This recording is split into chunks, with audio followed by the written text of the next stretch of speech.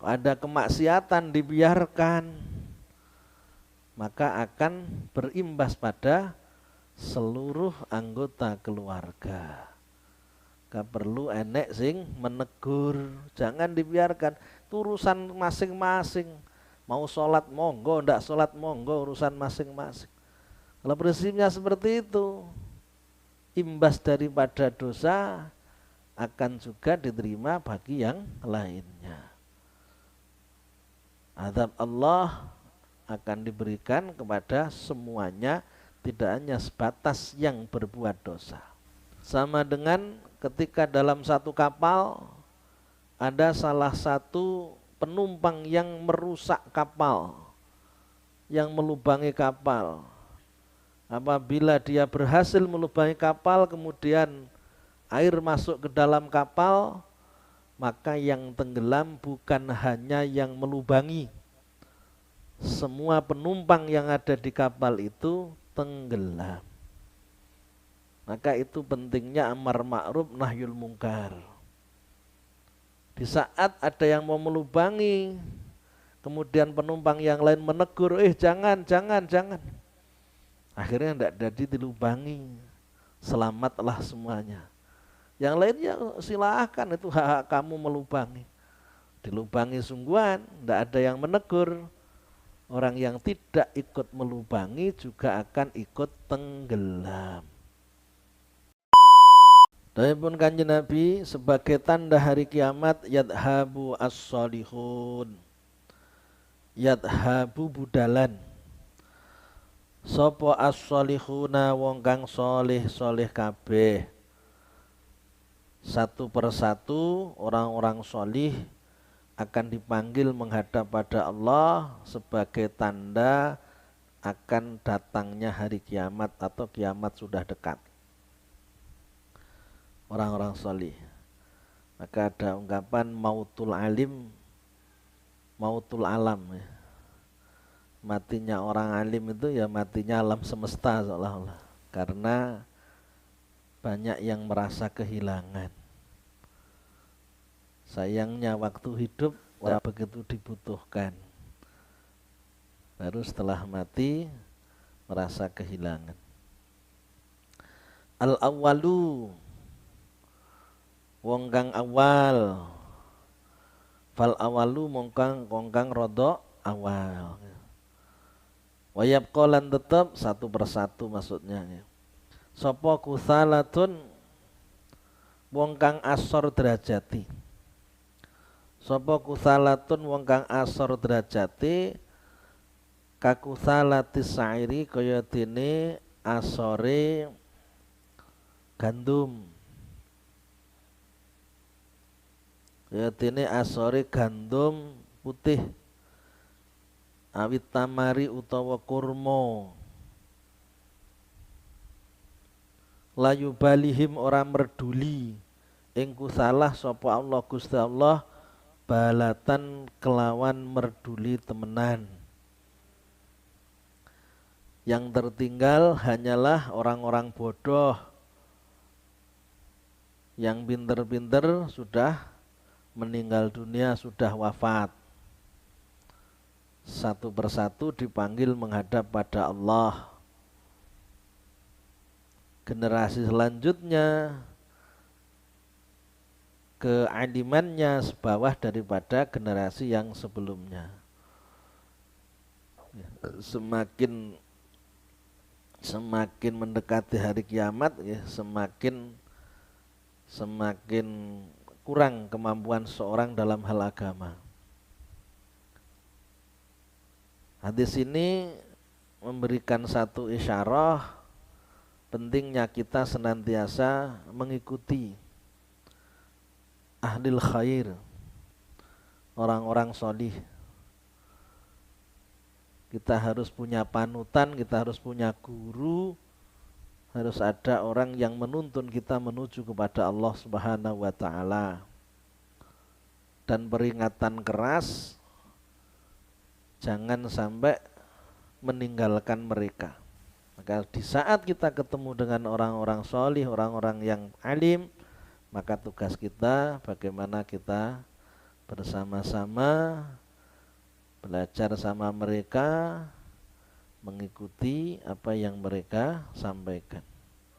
Idza anzalallahu ta'ala biqaumin adzaban asabal adab man kana fihim summa bu'itsu ala a'madihim.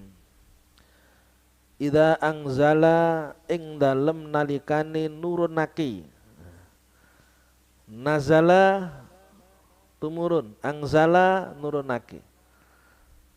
Namanya fi'il sulasi mazid bisadatil hamzah fi awalihi li ta'diyah. Af'ala yuf'ilu if'alan fahuwa muf'ilun wa dzaka muf'alun. Af'il tak terusi. Idza anzala ing dalem narikan nurunake sapa Allah Gusti Allah taala kalih maluhur sapa Allah. Tarkibe jumlah yang jatuh setelah isim ma'rifat jadi hal. Ta'ala kalim luhur sapa Allah biqaumin kelawan kaum. Apa yang diturunkan azaban ing siksa. Ketika Allah menurunkan siksaan pada kaum, pada suatu penduduk wilayah tertentu, namanya kaum. Kenapa memberikan siksaan? Ya karena ada maksiat yang dilakukan. Tidak serta-merta memberikan azab. Azab diturunkan karena adanya dosa yang dikerjakan. Wa ma dhalamuna walakin kanu anfusahum yatlimun. Tidaklah mereka semua mendolimiku Allah, tapi karena mereka telah berbuat dolim kepada diri mereka sendiri. Dan Allah tidak mendolimi hamba-hambanya. Jadi Allah memberikan siksaan tanpa ada alasan berarti dolim. Kalau Allah memberikan azab pasti ada alasan, di mana yang menerima azab itu pantas untuk diazab. Ketika turun azab Allah kepada suatu kaum, asoba kata Nabi, mongko ngenani opal azabu siksa man ing wong kana kang ono sapa man ono iku fihim tetep ing dalem kaum. Semua orang, baik orang yang berbuat dosa maupun orang yang tidak berbuat dosa, yang tinggal di wilayah tersebut akan kena semuanya. Ketika azab sudah datang semuanya kena. Semua akan tertimpa azab, terkena azab. Sama dengan ketika dalam satu kapal ada salah satu penumpang yang merusak kapal, yang melubangi kapal. Apabila dia berhasil melubangi kapal, kemudian air masuk ke dalam kapal, maka yang tenggelam bukan hanya yang melubangi. Semua penumpang yang ada di kapal itu tenggelam. Maka itu pentingnya amar ma'ruf nahyul mungkar. Di saat ada yang mau melubangi, kemudian penumpang yang lain menegur, jangan. Akhirnya tidak jadi dilubangi, selamatlah semuanya. Yang lainnya silahkan, itu hak kamu melubangi. Dilubangi sungguhan, tidak ada yang menegur. Orang yang tidak ikut melubangi juga akan ikut tenggelam. Sama dengan dalam satu wilayah, begitu juga dalam satu keluarga. Ada kemaksiatan dibiarkan, maka akan berimbas pada seluruh anggota keluarga. Gak perlu enek sing menegur, jangan dibiarkan. Itu urusan masing-masing. Mau sholat monggo, ndak sholat monggo, urusan masing-masing. Kalau prinsipnya seperti itu, imbas daripada dosa akan juga diterima bagi yang lainnya. Azab Allah akan diberikan kepada semuanya, tidak hanya sebatas yang berbuat dosa. Tsumma bu'itsu ala amalihim, tsumma bu'itsu nuliten tangekake sapa kaum ala amalihim ngatasi pira-pira amali kaum. Walaupun yang tertimpa azab bukan hanya orang yang berbuat dosa, yang tidak berbuat dosa pun juga tertimpa azab, namun ketika nanti sudah bangkit dari kubur, masing-masing akan diperhitungkan oleh Allah antara yang berbuat dosa dengan yang tidak berbuat dosa. Kalau di dunianya rata semuanya kena. Ketika bangkit dari kubur, ya sesuai perbuatan masing-masing. Yang tidak berbuat dosa, ya tidak akan diazab oleh Allah. Dibangkitkan sesuai dengan perbuatannya, sesuai dengan amalnya. Hadis ini menjelaskan bahwasannya azab ketika turun itu akan memberikan dampak menyeluruh, baik yang berbuat dosa maupun yang tidak berbuat dosa. Dan pelajaran agar menjauhi pelaku-pelaku dosa, dan tidak boleh kita diam membiarkan tanpa melakukan teguran atau nahyul mungkar, biar tidak turun azab Allah. La yuldahul mu'min min juhrin marroten. Juhrin biasanya hajarin, haknya dulu, jimnya belakangan. Juhrun niku maknane leng, lubang. Lek hajarun maknane watu. Nggih, beda titik nggih. Sitoke titike ning ngarep, satunya titike ning mburi. Nggih. Atus ngoten niku bahasa Arab kudu dieling-eling, mboten dieling-eling nggih.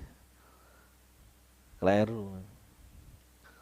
Ya yuldahu, ora yuldahu niku maknane napa nggih, tidak dimakan apa dintup bahasane nggih. La yuldahu, ora dentup, tidak akan digigit sapa al mukminu wong mukmin min juhrin saking leng siji maroteni kelawan rong ambalan. Seorang mukmin tidak akan digigit ular 2 kali dari 1 lubang. Artinya apa? Orang mukmin itu selalu bisa mengambil pelajaran dari peristiwa yang sebelumnya dan tidak akan mengalami kasus yang sama. Karena sudah paham. Iki lek modeling ini menguntungkan, modeling ini merugikan, itu sudah bisa mengambil kesimpulan sehingga tidak jatuh di lubang yang sama. Cerdas wong mukmin niku. Ora kok terus panggah bolak-balik kapusan. Wis ngerti modele wonge ora kena dipercaya panggah kerjasama, ya panggah terus dihapusi. Niki dawuh Kanjeng Nabi, muttafaqun alaih. Hadis riwayat Imam Bukhari dan Muslim. Di makna hadis, la yambai lil mu'min ayusoba bimakanin marrataini lihadarihi wa fatonatihi. Ya, tidaklah pantas bagi orang mukmin mendapatkan hal yang buruk dari satu tempat 2 kali. Kenapa? Karena dia menghindari dan dia memahami. Kalau yang seperti itu tadi akan membuat dia rugi sehingga tidak akan diulang lagi. Cerdas, berpikirnya cerdas. Oke, mudah-mudahan hadis yang kita baca bisa kita pahami dan menambah pengetahuan kita serta menguatkan keimanan dan meningkatkan ketaatan kita kepada Allah Subhanahu wa taala. Demikian, dan kurang lebihnya mohon maaf. Billahi taufik wal hidayah. Wassalamualaikum warahmatullahi wabarakatuh.